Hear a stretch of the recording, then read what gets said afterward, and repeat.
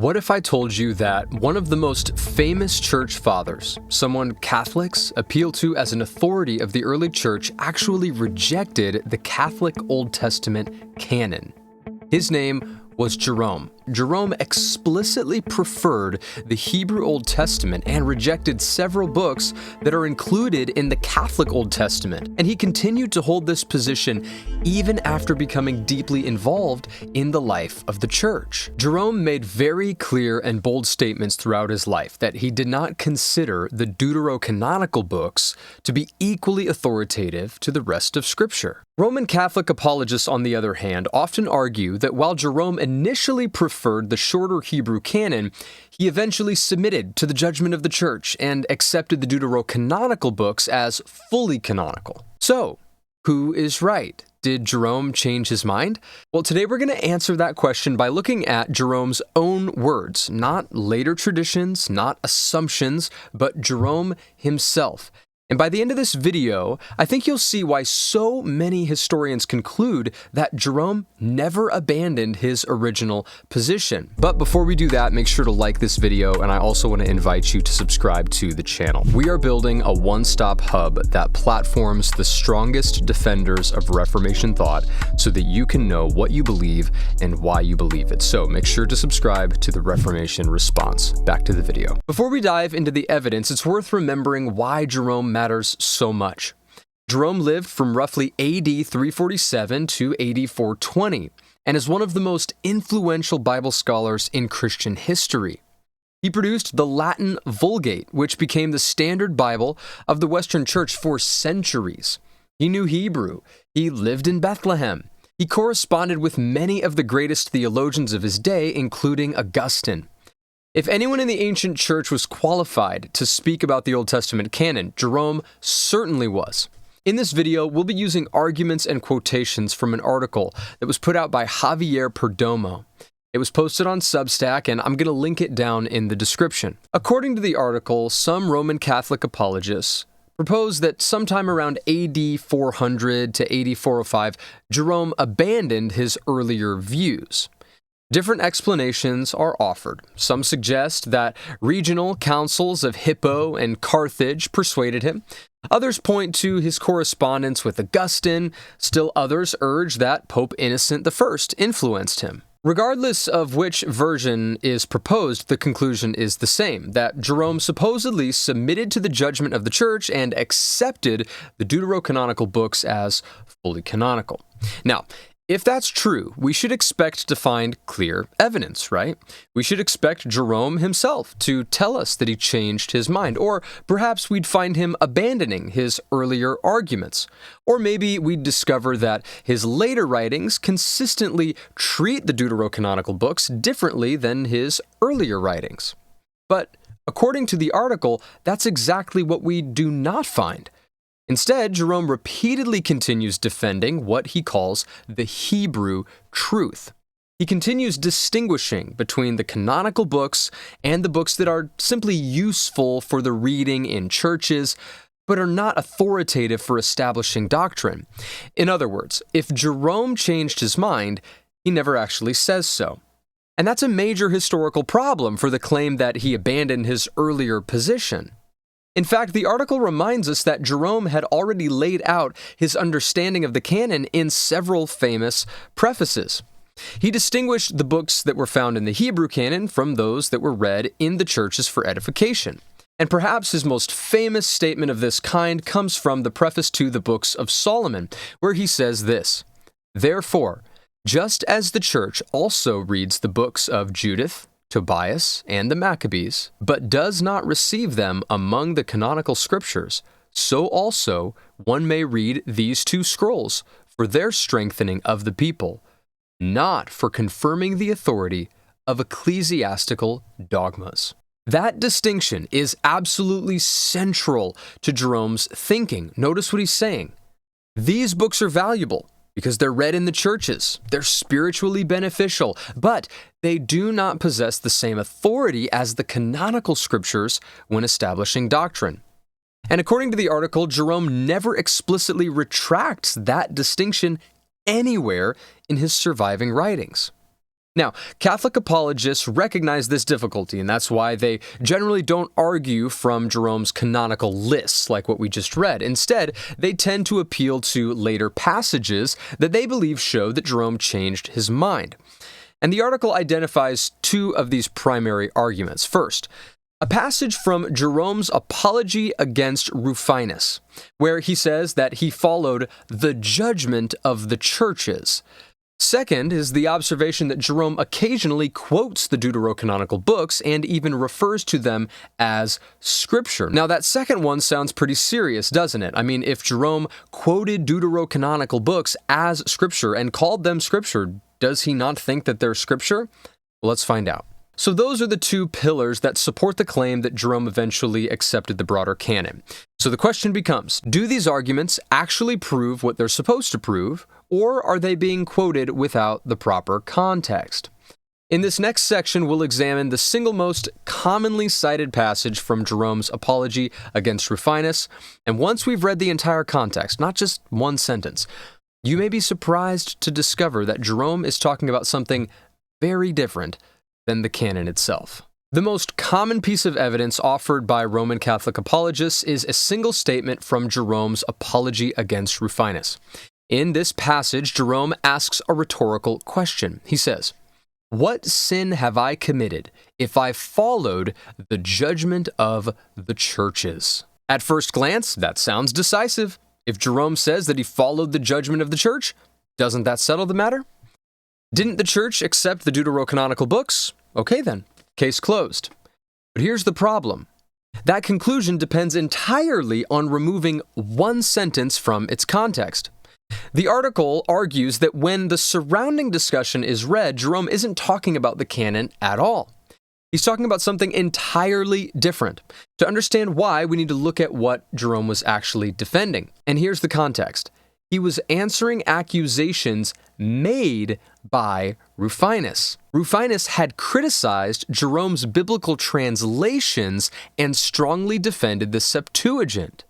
He even accused Jerome of cutting portions out of the book of Daniel.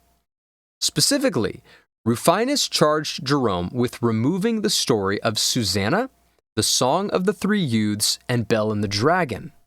Those are Greek additions to Daniel that are absent from the Hebrew text. So what does Jerome actually say? Here's the key passage. Jerome writes, "The churches read Daniel according to Theodotion. What sin have I committed if I followed the judgment of the churches?" Now, stop for a moment. Notice what the subject is. Jerome doesn't say, "I followed the judgment of the churches concerning the canon." He says, the churches read Daniel according to Theodotion. That distinction is everything. The discussion is about which Greek translation of Daniel the churches used, not whether the additions to Daniel were canonical. Jerome explains that there were 4 Greek versions of Daniel available: the version of Aquila, the version of Symmachus, the Septuagint, and the version of Theodotion. According to Jerome, the churches had long abandoned the Septuagint version of Daniel because it had serious textual problems. Instead, they read Theodotion's translation, and that is the judgment of the churches that Jerome says that he followed. In other words, the church's judgment concerned the preferred translation of Daniel, not the boundaries of the Old Testament canon. Jerome makes this even clearer in the very same passage. He writes, "The churches of Christ read this prophet according to Theodotion, not according to the Septuagint translators." Then he immediately explains why and says, "Their version of this book was far from the truth, and it was rightly condemned by the judgment of the churches of Christ." Again, what is being condemned? Not the Hebrew canon, not the additions themselves, it's the translation. The churches rejected the Septuagint version of Daniel in favor of Theodotion's. That's the issue that Jerome is discussing. But then Jerome says something else that's even more significant. After mentioning the additions to Daniel, he writes, "The story of Susanna, the Song of the Three Children, and the story of Bel and the Dragon are not found in the Hebrew volume." Notice that, even in the very passage often cited to prove Jerome accepted these later additions as canonical, Jerome explicitly reminds the readers that they are absent from the Hebrew Scriptures. Then he continues, "I was not relating my own personal views, but rather the remarks that they are wont to make against us."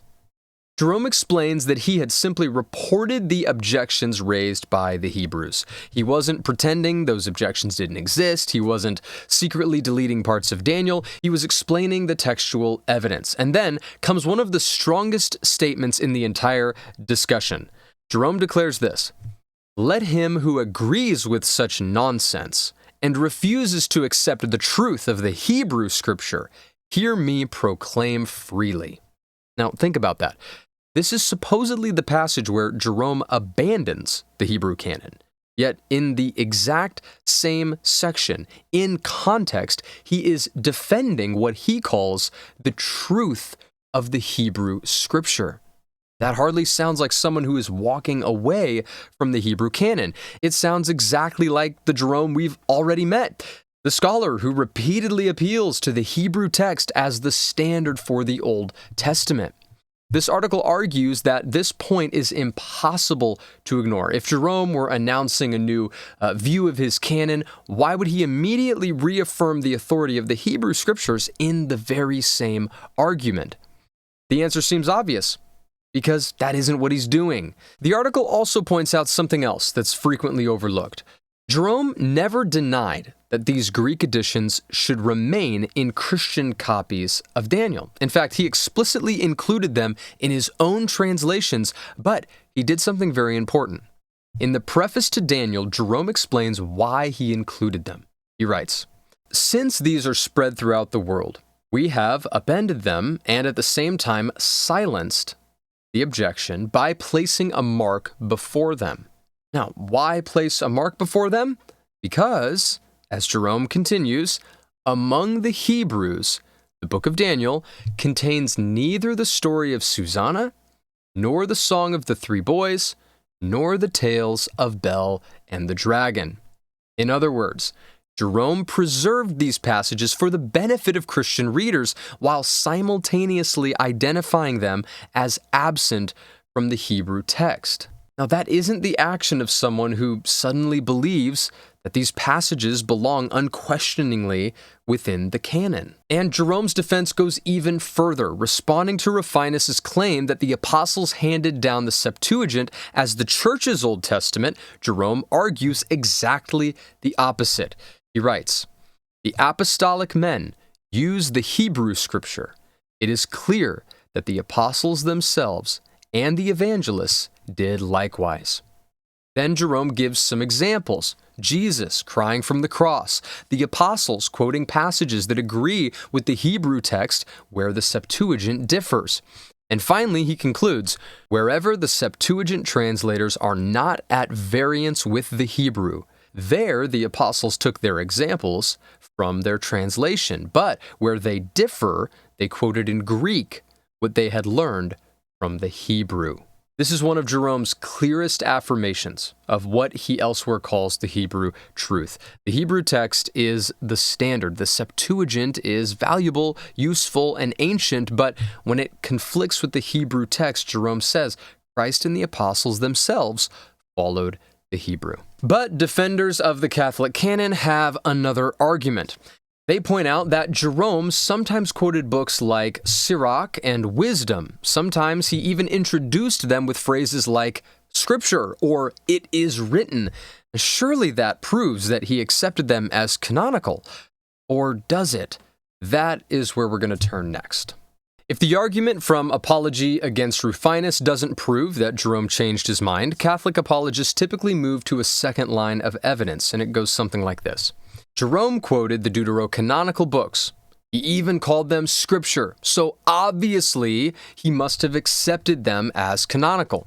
And at first glance, that sounds persuasive. After all, if Jerome refers to Wisdom or Sirach as Scripture, doesn't that settle the issue? But according to the article that we've been working through, this argument has a serious flaw. In fact, the article argues that trying to reconstruct Jerome's canon simply by collecting quotations is one of the least reliable ways of determining what books he actually regarded as canonical. Why? Because Jerome himself left us with something much better than scattered quotations. He explicitly lists his canon. He repeatedly explained which books belonged in the canon and which did not. Those direct statements should always take priority over isolated ways of introducing other quotations. I mean, think about it. If Jerome explicitly says that certain books are not a part of the canon, and then later quotes from one of those books, which one should take priority in controlling our interpretation of Jerome? Well, of course, the explicit statement should. The article points out that Jerome never withdrew his canonical lists. He never wrote, "I've changed my mind." Instead, throughout his career, he continued to distinguish between the canonical books and the books read in churches for edification. That means that we have to interpret his quotations in light of his explicit teaching, not the other way around. The article illustrates this with one of Jerome's later works, the Dialogue Against the Pelagians. This is particularly important because it was written long after Jerome supposedly accepted the broader canon. If the Catholic hypothesis is correct, we should expect Jerome's language to take a very different tune here. But instead, we find that Jerome's dialogue includes quotations from both canonical and deuterocanonical books. But notice how he treats them. Speaking through the character, Atticus, Jerome first appeals to what he calls Holy Scripture. He cites Job, he cites Deuteronomy, and he cites Ezekiel, books that no one disputes belong to the canon. Then the discussion shifts. Atticus quotes Sirach. Next he quotes Wisdom, but immediately afterward he says something remarkable. He tells his opponent, "And lest by chance you gainsay this volume, listen to the apostle." Did you catch that? Jerome anticipates that someone might reject the authority of the Book of Wisdom. So what does he do? He doesn't simply insist that wisdom is canonical. Instead, he strengthens his argument by appealing to Paul. Then he goes one step further. He cites Ecclesiastes and he says, "And Ecclesiastes, a book about which there is certainly no doubt, says." Think about that implication. Why distinguish Ecclesiastes in this way? Why tell the reader that there is certainly no doubt about this book? Jerome is consciously distinguishing the universally accepted canonical book from the authority of a deuterocanonical book like Wisdom. If both books stood on exactly the same footing, this distinction would make no sense at all. Suppose for a minute that Jerome genuinely had changed his mind, around 405 AD. What would we expect to see?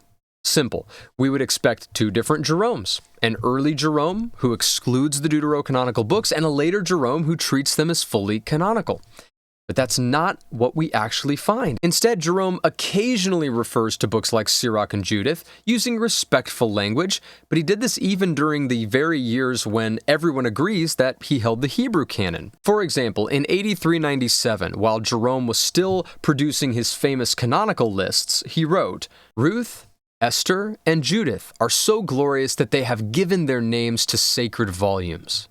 That same year, he quoted Sirach, with the familiar introduction, "It is written." And a few years later, in letter 108, he again introduced Sirach by saying, "Does not Scripture say?" These are precisely the kinds of examples that Roman Catholic apologists will often point to, but notice the timing.